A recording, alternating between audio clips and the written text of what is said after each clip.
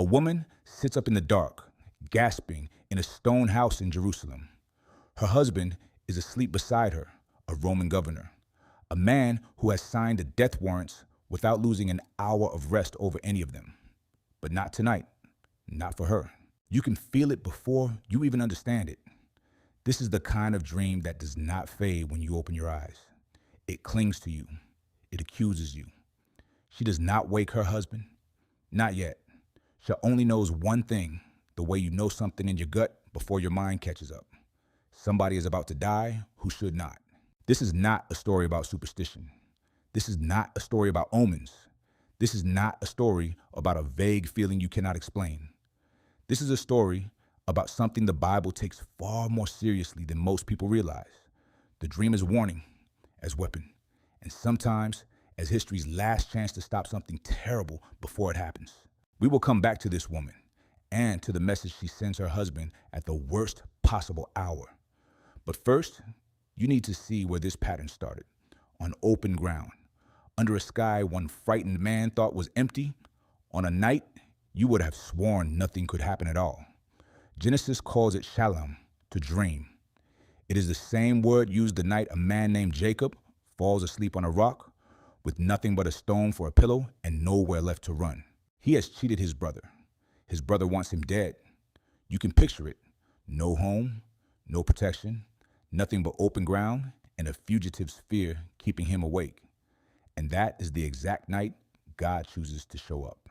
In Jacob's dream, a staircase rises from the earth into heaven, and angels move up and down it like vault doors swinging open before dawn. God speaks. He repeats, word for word, the same promise he once made to Jacob's grandfather Abraham, to a man who has done absolutely nothing to deserve it. You can almost hear the relief in Jacob's voice when he wakes and says, surely God was in this place, and I did not know it. Here's what most people miss. Jacob's own grandson will get the same gift, except this time it nearly gets him killed. His name is Joseph. He is 17, the favorite of 11 older brothers who already resent him. And one morning, he makes a mistake you can probably already see coming. He tells his brothers about a dream where they all bow down to him. They never forgive that. You could feel the years of buried resentment behind what happens next. They sell him into slavery in Egypt and tell their father he is dead. But the dreams do not stop with Joseph's. Years later, in an Egyptian prison, Joseph becomes the only man in the kingdom who can explain what is haunting Pharaoh at night. 7 starving cows, swallowing 7 healthy ones, 7 shriveled stalks of grain, devouring 7 full ones. Joseph tells him exactly what it means. 7 years of plenty. Then 7 years of famine so severe, it will reach every nation around them. If you have ever lived through even one bad harvest, you can imagine what 7 of them in a row would do to an entire region with no warning at all. Pharaoh does not just believe him. He puts Joseph in charge of the entire country's grain supply on the strength of one dream. The boy who got sold into slavery over a dream becomes the man who saves an entire nation because of one. Notice the pattern. Every single time, God does not wait for daylight or a temple or the right circumstances. He waits for sleep, the one moment you cannot perform, cannot argue, cannot talk your way out of an answer. If you want to keep noticing patterns like this, subscribe now. Because the next 2 dreams on this list do not just save a family or a nation. They save the most important life that has ever been born. Centuries later, a Hebrew exile named Daniel is living in Babylon when King Nebuchadnezzar wakes from a dream so disturbing, he cannot even remember what it was. He does not ask his wise men to interpret a dream. He demands they tell him the dream itself and then explain it. Fail, and every single one of them dies that day. You can imagine the panic in that throne room. Astrologers, magicians, the entire royal advisory staff, and not one of them can do it. Daniel can. He describes a statue with a head of gold and feet of iron mixed with clay, and tells the king exactly what it means. Kingdoms will rise, kingdoms will fall, and one final kingdom will outlast every empire that ever calls itself eternal. Nebuchadnezzar falls on his face in front of the man he was ready to execute that same week. Stay with me, because the next set of dreams happens in a single winter, and together they do something none of the earlier ones did. They protect the Messiah himself before he can even walk. Matthew's gospel uses the Greek word onar, dream, 5 separate times in just 2 chapters, more than anywhere else in the entire New Testament.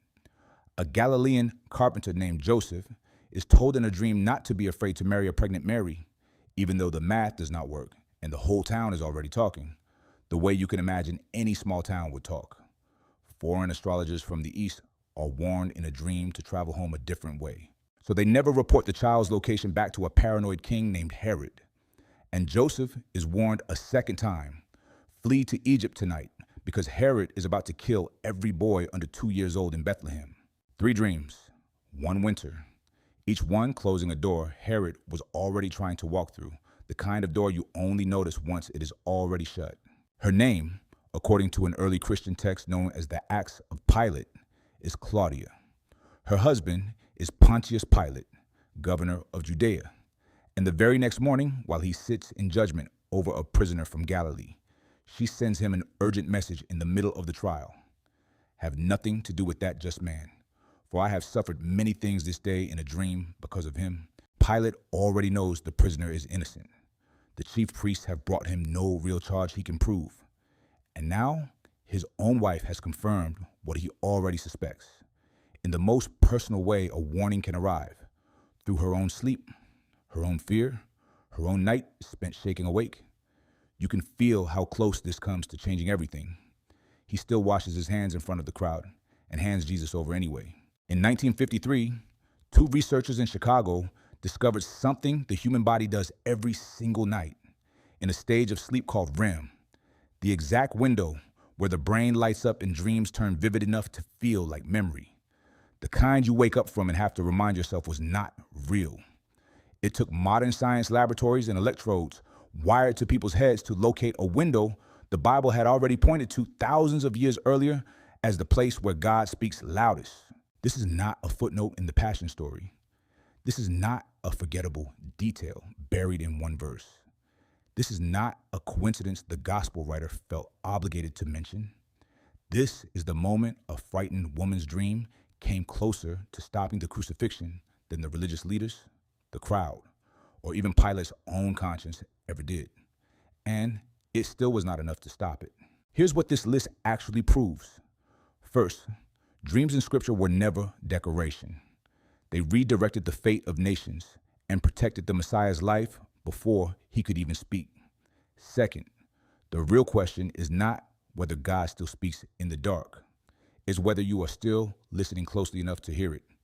And third, the hardest truth in this entire list, one man heard the clearest warning he was ever going to get from the person closest to him and washed his hands anyway. Which dream in this list hit you the hardest? Tell me which one below, and tell me why it's the one you can't shake. Some warnings arrive in daylight. The most important one in human history arrived while a Roman governor's wife was fast asleep, and almost nobody, including you, would have believed her if you had been standing right there.